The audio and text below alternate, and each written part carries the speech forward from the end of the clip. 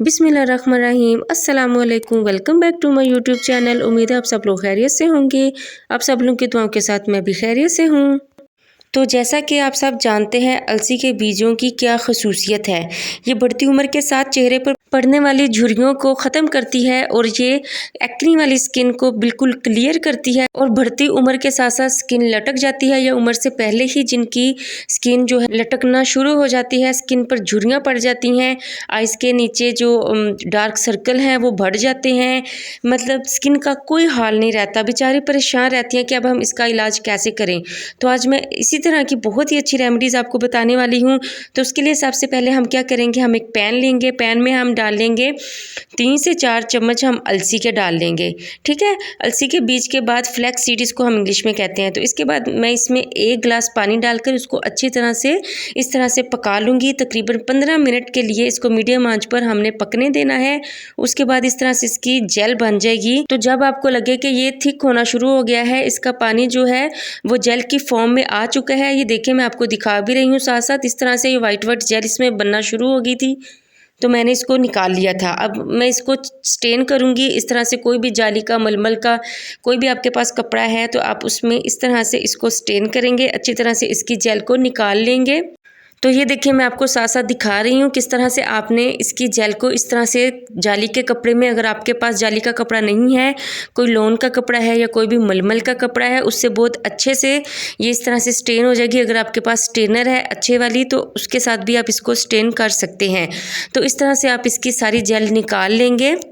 तो ये देखिए आपके सामने ये जेल हमने निकाल ली है इसकी, और इसकी जेल आपकी स्किन के लिए इतनी फ़ायदेमंद है ना कि आप जो सोच भी नहीं सकते।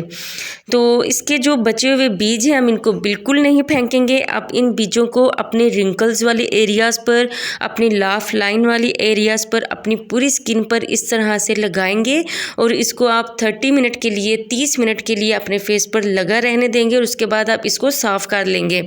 वॉश करने की ज़रूरत नहीं है, आप इसको बस सिंपल साफ़ कर लेंगे तो आप इसके हैरत अंगेज़ रिज़ल्ट्स देखेंगे। आपकी रिंकल्स के लिए ये जो बीज बचे हुए हैं ये बहुत ज़्यादा फ़ायदेमंद होंगे। इसको बिल्कुल फेंकना नहीं है, इसको अपने यूज़ कर कर फिर फेंकना है। तो इस तरह से आप इसको अच्छे से अपने फेस पर इन बीजों को भी इस्तेमाल करेंगे।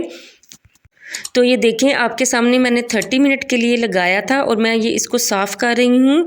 तो रिज़ल्ट्स आपके सामने हैं, मैं आपको लाइव रिज़ल्ट्स भी दिखा रही हूँ, कितने अमेजिंग रिज़ल्ट्स हैं इसके। तो इस तरह से हम इसकी जेल को इस तरह से साफ़ कंटेनर में सेव करेंगे। हम इसको फ्रिज में रखेंगे, इसको बाहर नहीं रखेंगे क्योंकि बाहर रखने से ये ख़राब हो जाएगी, तो इसमें स्मेल भी पड़ जाती है।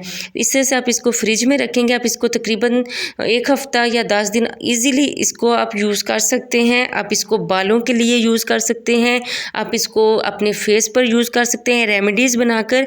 तो मैं आपको इसकी रेमेडी बनाना भी सिखाऊंगी। तो आपने इसकी रेमेडी कैसे बनानी है, आपने 2 टेबल स्पून अलसी के बीज की जेल लेनी है। इसको आपने इस तरह बाउल में निकाल लेना है। फिर इसमें आपने ऐड करना है 1 टेबल स्पून भरकर दही। दही जो है वो आपकी स्किन को वाइट करता है और आपकी स्किन से डार्क स्पॉट्स को ख़त्म करता है। फिर आपने इसमें ऐड करना है चावल का आटा। 1 टेबल स्पून भरकर ही आपने इसमें चावल का आटा डालना है। जो चावल का आटा है वो आपकी स्किन पर बुढ़ापे से पहले आने वाली रिंकल्स को, लाफ लाइंस को बिल्कुल ख़त्म करता है और वाइट भी करता है आपकी स्किन को। इस तरह से हम इसको अच्छे से मिक्स करेंगे। मिक्स करने के बाद अब हम इसमें ऐड करेंगे कोकोनट ऑयल। 1 टेबल स्पून भरकर इसमें कोकोनट ऑयल हम ऐड करेंगे।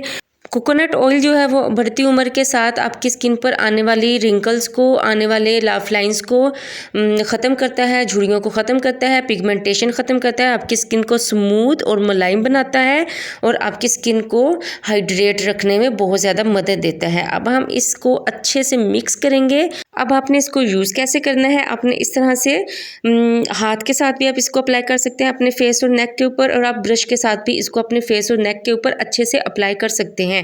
फिर आपने इसको 30 मिनट के लिए अपने फेस के ऊपर लगा रहने देना है और उसके बाद आपने नीम गर्म पानी के साथ इसको धो लेना है। आप इसको हफ्ते में 3 दफ़ा यूज़ करेंगे। इसके बहुत बेस्ट रिजल्ट्स हैं। इसको हर एज में, हर मर्द और औरत, इसको हर लड़की लड़का यूज़ कर सकते हैं। इसके कोई साइड इफ़ेक्ट नहीं है। फ्लैक्स सीड अलसी के बीज की जेल को आप डायरेक्ट भी अपने फेस के ऊपर अप्लाई कर सकते हैं, इसके कोई साइड इफ़ेक्ट नहीं है। आप इस तरह से इस जेल को लेंगे, अपने पूरे फेस के ऊपर आप लगा लेंगे। जिसकी स्किन लटकी हुई है, जिसकी स्किन पर रिंकल्स हैं या जिसकी स्किन पर एक्नी है, पिगमेंटेशन है, उनके लिए ये जेल बहुत ज़्यादा फ़ायदेमंद है। बेस्ट रिजल्ट्स के लिए आप इस जेल को रोज़ाना अपने फेस पर अप्लाई करेंगे 30 मिनट के लिए और उसके बाद आप अपने फेस को वॉश कर लेंगे। तो आपको आज की रेमेडीज़ कैसी लगी कमेंट्स में ज़रूर बताइएगा और मेरे चैनल को लाइक, सब्सक्राइब और शेयर ज़रूर कर दीजिएगा। मिलते हैं आपसे नेक्स्ट बहुत ही अच्छी रेमेडीज़ के साथ, तब तक के लिए अल्लाह हाफिज़।